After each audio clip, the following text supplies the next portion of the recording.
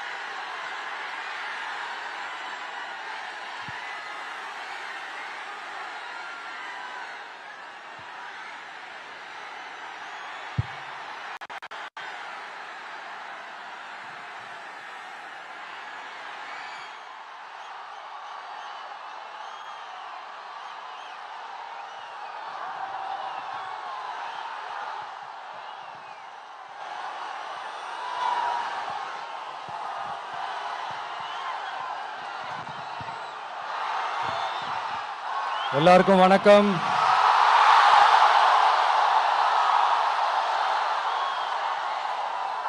எல்லாரும் எப்படி இருக்கீங்க? சாப்பிட்டீங்களா?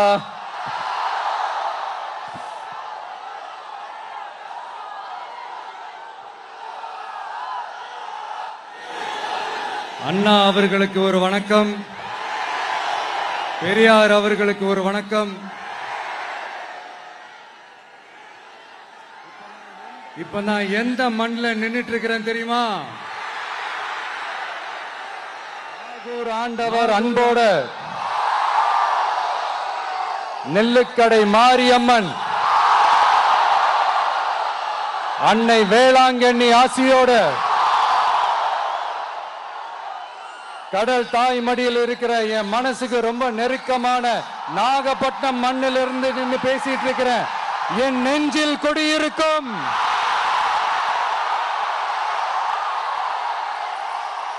உங்கள் அனைவருக்கும்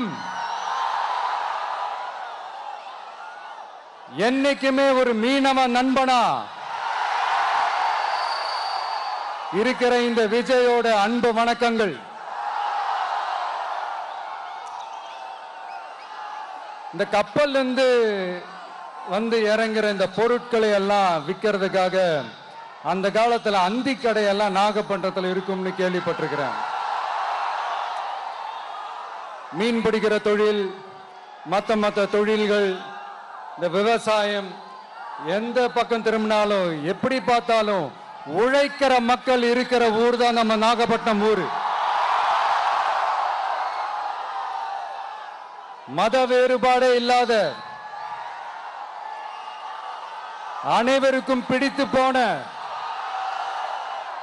மத சார்பின்மைக்கு எடுத்துக்காட்டாக வாழ்ற உங்கள் அனைவருக்கும் மீண்டும் என்னுடைய சிரம் தாழ்ந்த ஸ்பெஷல் வணக்கங்கள்.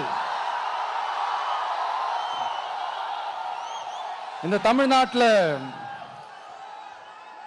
இந்த மீன் ஏற்றுமதியில் 2வது இடத்துல இருக்கிறது நம்ம நாகப்பட்டினம் ஹார்பர் தான். ஆனா அங்க நவீன வசதிகளோட இந்த மீன் பதப்படுத்துற இந்த மாடர்ன் தொழிற்சாலைகள்லாம் இல்லை. அது மட்டும் இல்ல, இந்த அடிப்படை வசதிகள் கொண்ட இந்த வீடுகள்லாம் இல்லாம ரொம்ப அதிகமா இந்த குடிசை பகுதிகள் இருக்கிற ஊரும் நம்ம நாகப்பட்டினம் ஊரு தான்.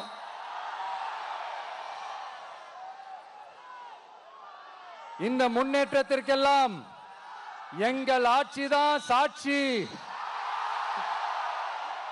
அப்படி இப்படின்ட்டு இந்த அடுக்குமொழியில பேசி பேசி அது நம்ம கேட்டு கேட்டு காதுல இருந்து ரத்தம் வந்ததான் மிச்சம். இவங்க ஆண்டது பத்தாதா?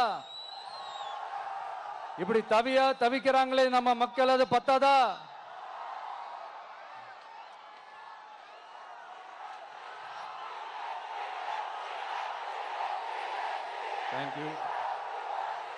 தேங்க்யூ. இந்த இலங்கை கடற்படையால நம்ம மீனவர்கள் தாக்கப்படுறதையும் அதுக்கான காரணத்தை பத்தியும் அதுக்கான தீர்வை பத்தியும் நான் மதுரை மாநாட்டிலே நான் பேசியிருந்தேன். அது ஒரு தப்பா? மீனவர்களுக்காக குரல் கொடுக்கறதும் அவங்களோட நிக்கிறதும் நம்மளுடைய கடமை, நம்மளுடைய உரிமை. நான் என்ன இன்னைக்கு நேத்தாங்க அவங்களுக்காக குரல் கொடுக்கிறேன். இதே நாகப்பட்டினத்துல 14 வருஷத்துக்கு முன்னாடி 2011ல February 22 இதே நம்ம மீனவர்கள் தாக்கப்பட்டதை கண்டிச்சு ஒரு பொதுக்கூட்டம் ஒண்ணு நடத்தணும் இல்லையா? இந்த விஜய் களத்துக்கு வர்றது ஒண்ணு புதுசு இல்ல கண்ணா. எப்போ எப்போ எப்போ வந்தாச்சு. என்ன ஒண்ணு, முன்னாடிலாம் விஜய் மக்கள் இயக்கம் என்ற அந்த இயக்கமா நிற்போம். இப்ப தமிழக வெற்றி கழகம் என்ற அந்த ஒரு அரசியல் இயக்கமா நிக்கிறோம். அவ்வளவுதான் வித்தியாசம். அன்னைக்கும் சரி, இன்னைக்கும் சரி, இனிமேலும் சரி, மக்களுக்காக மக்களோட நிக்கிறது தான். இது புரிய வேண்டியவங்களுக்கு புரிஞ்சா சரி.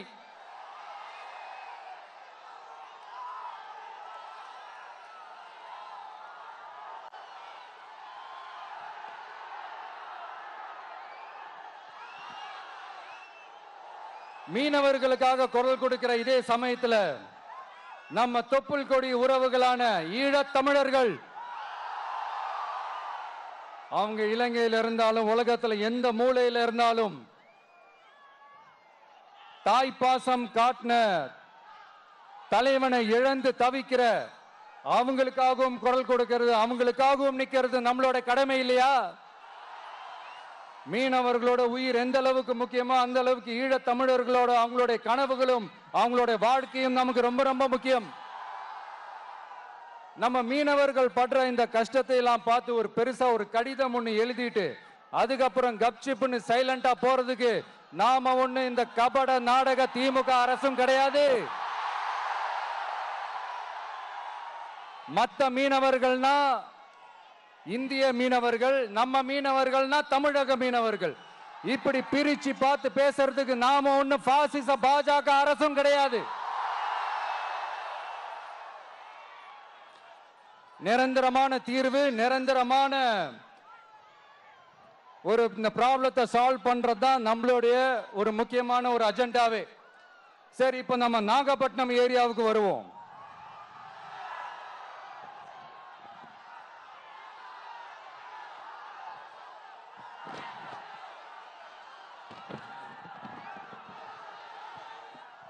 இங்க இருக்கிற மண் வளத்தை பாதிக்கிற இறால் பண்ணைகளை முறைப்படுத்தணும். அப்பதான் மீனவர்களோட வாழ்வாதாரமும் விவசாயிகளோட வாழ்க்கையும் பாதிக்காம இருக்கும். கடலோர கிராமங்கள்ல மீன் அரிப்புல இருந்து பாதுகாக்கிற அலையாத்தி காடுகளை அழிக்கிறத பத்தி தடுத்து நிறுத்தி அதுக்கு ஒரு வழி பண்ண வேண்டிய அரசாங்கத்துக்கு இதை விட ஒரு முக்கியமான ஒரு வேலை ஒண்ணு இருக்கு. அது என்ன தெரியுமா? சொந்த குடும்பத்தோட வளர்ச்சியும் சொந்த குடும்பத்தோட சுயநலமும் தான் அந்த முக்கியமான வேலை. இங்க இருக்கிற மக்களுக்கு குடிக்க தண்ணி இல்லாம தவிக்கிறாங்க. அதுக்கு தீர்வா காவிரி தண்ணியை கொண்டு வரலாம், மக்களோட தாகத்தை தீர்க்க. கொண்டு வந்தாங்களா? இவ்வளவு பாரம்பரிய கடல் சார்ந்த ஊர்ல ஒரு கவர்மெண்ட் மெரைன் காலேஜ் ஒன்னு கொண்டு வரலாம். கொண்டு வந்தாங்களா? மீன் சம்பந்தமான எந்த தொழிற்சாலையும் அமைக்கல. அமைச்சாங்களா? அட்லீஸ்ட் நிறைய பேருக்கு வேலை வாய்ப்பு கிடைக்கிற மாதிரி தொழில் வளர்த்தியாவது பெருக்கலாம். அதையாவது செஞ்சாங்களா? ஆனா ஒவ்வொரு டைமும் வெளிநாட்டுக்கு டூர் போயிட்டு வர்றப்பெல்லாம் அத்தனை கோடி முதலீடு, இத்தனை கோடி முதலீடுன்னு சிஎம் அவர்கள் சிரிச்சுக்கிட்டே சொல்லுவாரு. சிஎம் சார், மனசை தொட்டு சொல்லுங்க, வெளிநாட்டு முதலீடா இல்ல வெளிநாட்டுல முதலீடா? ஒட்டுமொத்த தமிழ்நாட்டுக்கும் முதலீடா இல்ல உங்க குடும்பத்தோட முதலீடு வெளிநாட்டுக்கு போகுதா? வேளாங்கண்ணி, நாகூர், கோடியக்கரைன்னு இங்க இருக்கிற டூரிஸ்ட் பிளேஸ் எல்லாம் கொஞ்சம் நல்லா டெவலப் பண்ணலாம். பண்ண என்ன குறைஞ்சா போயிடுவீங்க? வேதாரண்யம் பகுதியில் உப்பு ஏற்றுமதி செய்யறதுக்கு வசதியை செஞ்சு கொடுக்கலாம். செஞ்சாங்களா? நாகூர் ஆண்டவர் அரசு மருத்துவமனையில பிரசவம் பார்க்கிற டாக்டரே இல்லையா? நாகப்பட்டினம் புது பஸ் ஸ்டாண்டையாவது சுத்தமா சுகாதாரமா வச்சுக்கிறாங்களா? நாகப்பட்டினம் ரயில்வே ஸ்டேஷன் வேலைகளை சீக்கிரமா முடிச்சு வைக்கலாம், அதையாவது செஞ்சாங்களா? இங்க ஏற்கனவே இருந்த ஸ்டீல் ரோலிங் மில்லையும் ரயில் பெட்டி தயாரிக்கிற தொழிற்சாலை மூடிட்டாங்க. அத மறுபடியும் திறந்தா நிறைய பேருக்கு வேலை வாய்ப்புகள் கிடைக்கும். ஏன் அதை பத்தி யோசிக்கல? மேலக்கோட்டை வாசல் NH மேம்பாலம் கட்டி 50 வருஷம் ஆச்சு, அது சரியா மேம்படுத்தலாம், அதை செஞ்சாங்களா? Thanjavur to Nagapattinam NH road வேலை பல வருஷமா நடக்குது, இன்னும் முடிச்ச பாடே காணும், அதை வேகப்படுத்தி முடிச்சிருக்கலாம், அதையாவது செஞ்சாங்களா? ரொம்ப முக்கியமா நெல்லு மூட்டையெல்லாம் மழை காலத்துல வெள்ளத்துல நனைஞ்சு நம்ம விவசாயிங்க எவ்வளவு வேதனைப்படுறாங்க, அதுக்கு சரியான ஒரு குடவுன் கட்டி தரலாம், அதையாவது கட்டி தந்தாங்களா? எலெக்ஷனுக்கு முன்னாடி திமுக காரங்க வந்து செய்வோம் செய்வோம் செய்வோம் செய்வோம்னு சொன்னாங்களே, செஞ்சாங்களா? இதெல்லாம் எதுவுமே செய்யாம எல்லாத்தையும் செஞ்ச மாதிரியே அதையும் பெரியமையா வேற சொல்லுவாங்க இவங்க. நான் வந்து போன வாரம் திருச்சிக்கும் அரியலூர் மாவட்டத்துக்கும் போய் நம்ம மக்களை சந்திக்க போயிருந்தேன். அப்போ பெரம்பலூரும் போக வேண்டியது. அங்க சில ரூல்ஸ் அண்ட் ரெகுலேஷன்ஸ், ஒரு கட்டத்துக்கு அப்புறம் இந்த பஸ்ஸே மூவ் ஆகல. அதுக்கப்புறம் அதை தாண்டி ஒரு டைமுக்கு மேல பேசுறது, சரி அதெல்லாம் விடுங்க. இந்த நேரத்தில் பெரம்பலூர் பகுதி மக்களுக்கு நான் மன்னிப்பு கேட்டுக்கிறேன். சீக்கிரமாவே உங்களை தேடி நான் வருவேன் ஃபார் ஷுவர்.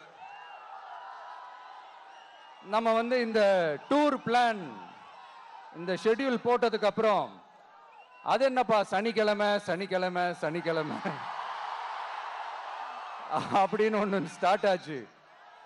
அது ஒன்றும் இல்லை, உங்க எல்லாரையும் வந்து பார்க்கும்போது உங்களுக்கு எந்த விதமான டிஸ்டர்பன்ஸும் இருந்துடக்கூடாது, முக்கியமா உங்களுடைய வேலைகளுக்கு எந்த விதமான டிஸ்டர்பன்ஸும் இருந்துடக்கூடாது அப்படின்ற ஒரே காரணத்துக்காக தான் இப்படி வீக்கெண்டா பார்த்து இப்படி இந்த பிளானை ஷெட்யூல் பண்ணோம்.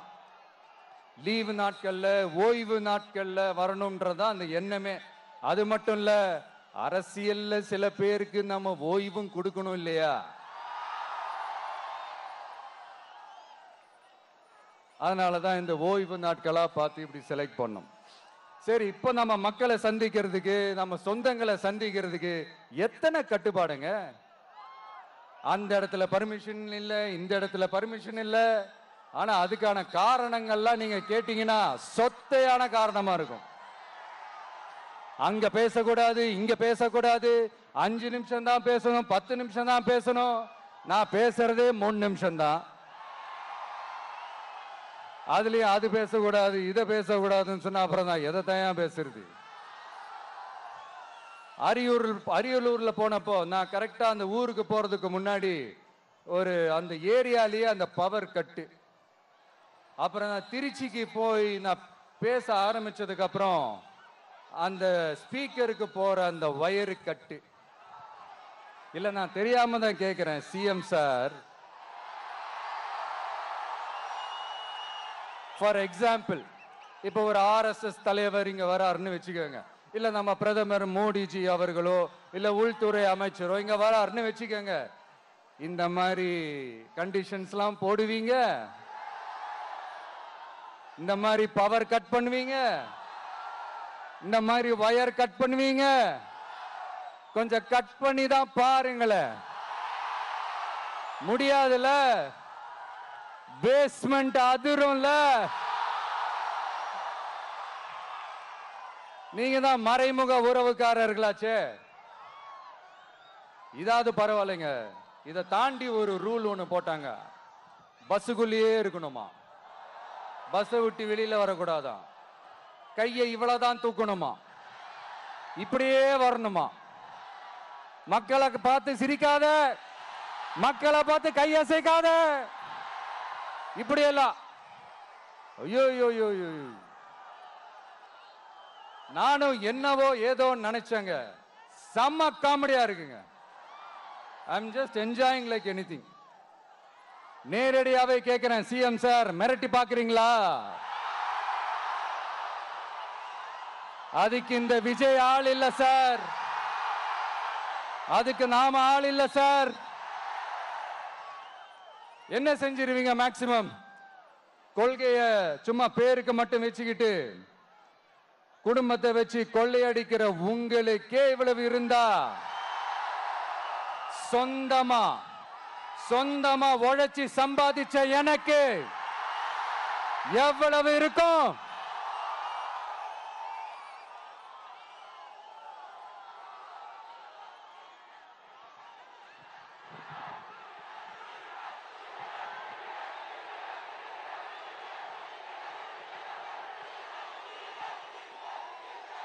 தேங்க்யூ நண்பா. என்ன நாங்க பெருசா கேட்டுவிட்டோம்?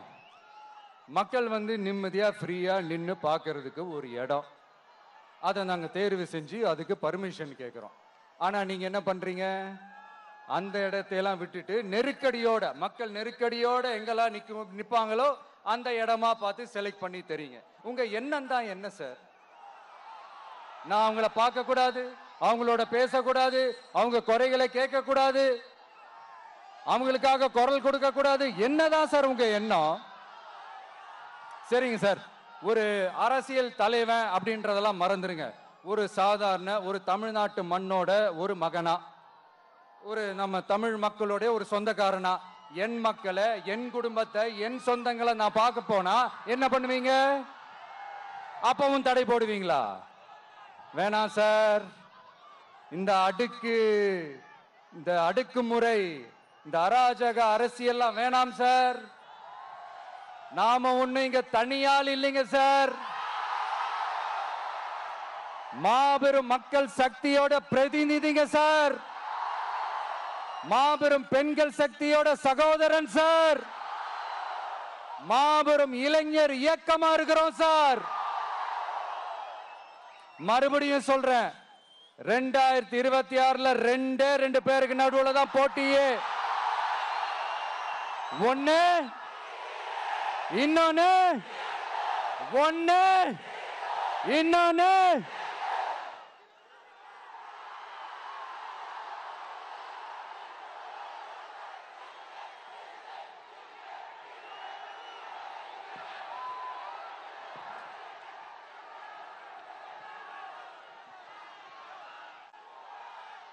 இந்த பூச்சாண்டி வேலையெல்லாம் காட்டுறதை விட்டுட்டு தில்லா கெத்தா நேர்மையா எலெக்ஷனை சந்திக்க வாங்க சார்.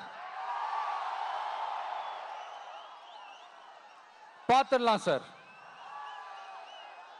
கொள்கையை பேருக்கு மட்டும் வச்சுக்கிட்டு குடும்பத்தை வச்சு தமிழ்நாட்டை கொள்ளையடிக்கிற நீங்களா, இல்ல தமிழ்நாட்டில் இருக்கிற ஒவ்வொரு வீட்டுக்குள்ளேயும் ஒருத்தனா இருக்கிற நானா, இந்த விஜயா?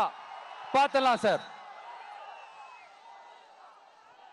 இனிமேலும் இந்த தடைகள்லாம் போட்டீங்கன்னா நான் நேரடியா மக்கள்கிட்டயே பர்மிஷன் கேட்டுருவேன். மக்களே நீங்க சொல்லுங்க, நான் உங்களை பார்க்க வரக்கூடாதா? நான் உங்களோட பேசக்கூடாதா? உங்க குறைகளை நான் கேட்க கூடாதா? உங்களுக்காக நான் குரல் கொடுக்க கூடாதா? இப்படி நமக்கு தடையா போடுறாங்களே, இந்த திமுக அரசு மறுபடியும் ஆட்சிக்கு வரணுமா? உங்க நல்லதுக்காக நம்ம உங்க டிவிக்கு ஆட்சி அமையணுமா? சத்தமா கேட்டுச்சா மை டியர்? ஏன்பா, நான் தான் அப்பவே சொன்னல, அவருக்கு ஆசையா பாசமா கூப்பிட்டா பிடிக்க மாட்டேங்குது. ஏன்பா மறுபடியும்? கேட்டுச்சா சிஎம் சார்?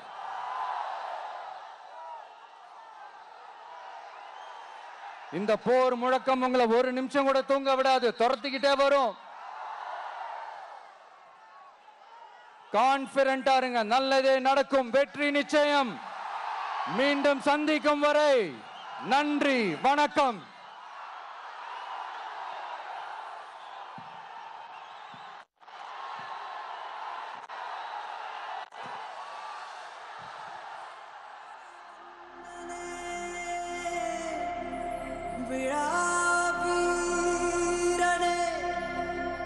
ஐயா